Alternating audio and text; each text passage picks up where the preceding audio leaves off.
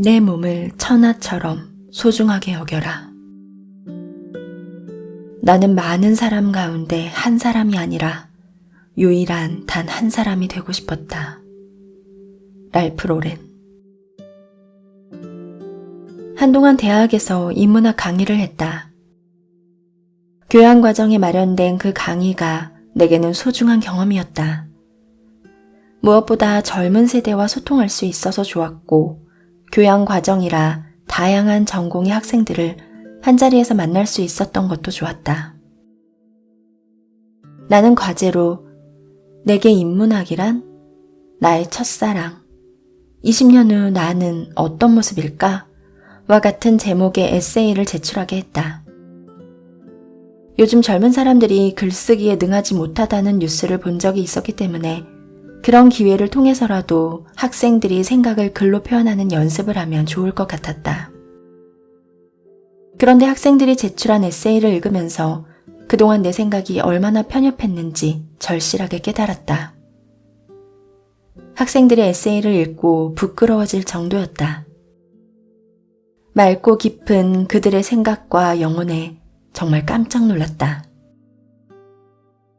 내가 마주했던 학생들의 가장 큰 장점은 모두가 삶에 대한 주관이 확고하다는 점이었다.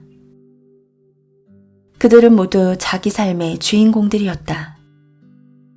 세상의 기준에 휘둘리지 않고 자신만의 삶을 잘 준비하고 있었다.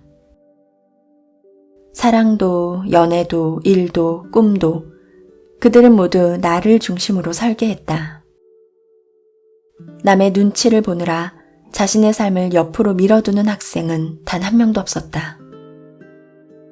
그 과제물을 받아본 지가 벌써 10년이 다 되어가니 그들은 지금쯤 당당하게 자신의 길을 걸어가고 있을 것이다.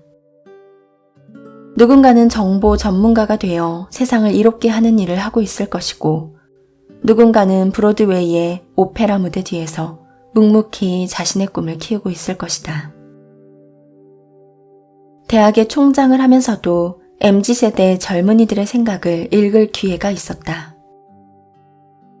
내가 근무한 대학은 경상남도 거창에 있는 공과대학 계통의 특성화 대학이었는데 그곳의 학생들도 삶에 대한 좌표가 명확했다. 4년제 명문대학을 졸업한 후 하고 싶은 일을 하기 위해 다시 대학에 들어온 학생들도 꽤 있었고, 고등학교를 졸업하고 곧바로 진학한 학생들도 이곳이 지방에 있는 작은 공과대학이라고 해서 결코 주눅들거나 위축되지 않았다.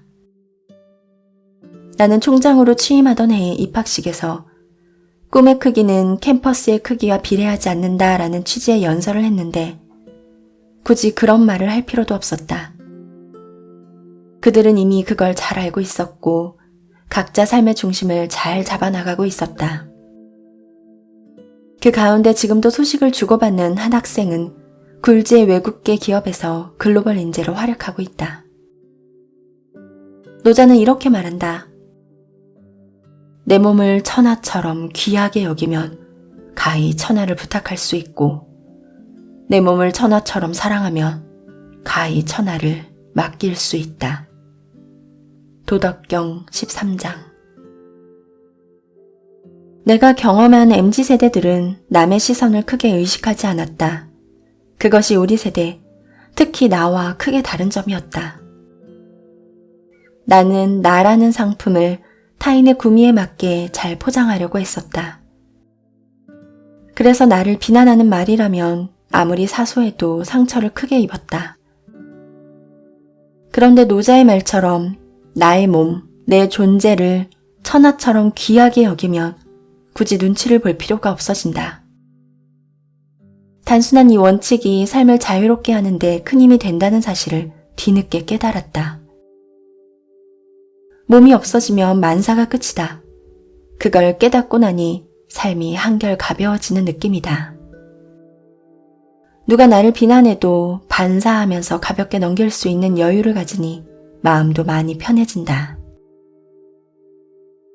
삶에 대한 만족도가 떨어졌던 것은 인생의 성과 때문이 아니라 내가 나에게 던지는 따가운 질책 때문이었음을 깨닫는다. 지금은 그걸 거꾸로 돌려서 따뜻한 응원으로 만드니 삶에 대한 만족도나 자존감이 덩달아 높아진다. 돌아보면 크게 잘못한 것도 없었는데 스스로를 패배자로 낙인 찍고 있었다. 그만하면 잘 살았는데 그게 뭐니 하며 나를 몰아세우기에 바빴다. 그러니 한시도 편할 날이 없었다. 정신과 의사 정혜 씨는 당신이 옳다에서 공황장애는 자기 소멸의 벼랑 끝에 몰린 사람이 버둥거리며 보내는 모스부호 같은 급전이라며 사람은 누구나 자신의 정체성이 흐려지면 반드시 마음의 병이 든다고 말한다. 나는 어쩌면 공황장애의 직전까지 갔는지도 모른다. 전반기가 끝나갈 무렵에는 나아가 거의 소진된 상태였기 때문이다. 만일 단순한 삶의 원칙을 발견하지 못했더라면 나에게도 공황장애가 왔을 것이다. 따지고 보면 삶에는 이런 삶, 저런 삶이 있을 뿐 좋은 삶, 나쁜 삶은 없다. 그런데 나는 그 구분을 너무 칼같이 했다. 이런 것은 좋은 삶이고 저런 것은 나쁜 삶이라는 기준이 명확했다. 나를 잠시도 편하게 하지 못했다. 하지만 50을 넘기면서 내면과 마주하는 시간이 늘어날수록 나에 대한 비난의 목소리는 점점 줄어들고 응원의 목소리는 점점 커져간다.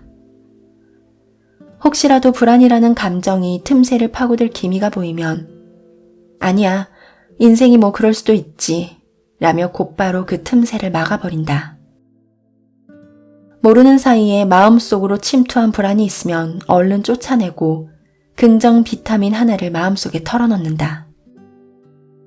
그것들을 방치하고 쌓아두면 결국 큰 짐이 된다는 사실을 잘 알고 있기 때문에 속전속결로 그 녀석들을 몰아낸다.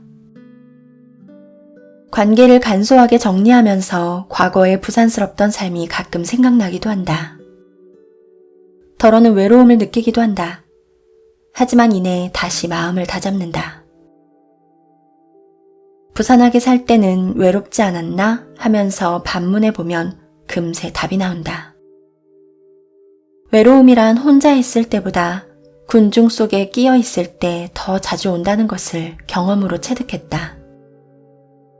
더군다나 단순한 삶을 원칙으로 정하면서 이미 고독과 신사협정을 맺었다. 외로움을 핑계로 그 원칙을 버리는 일은 없을 것이다.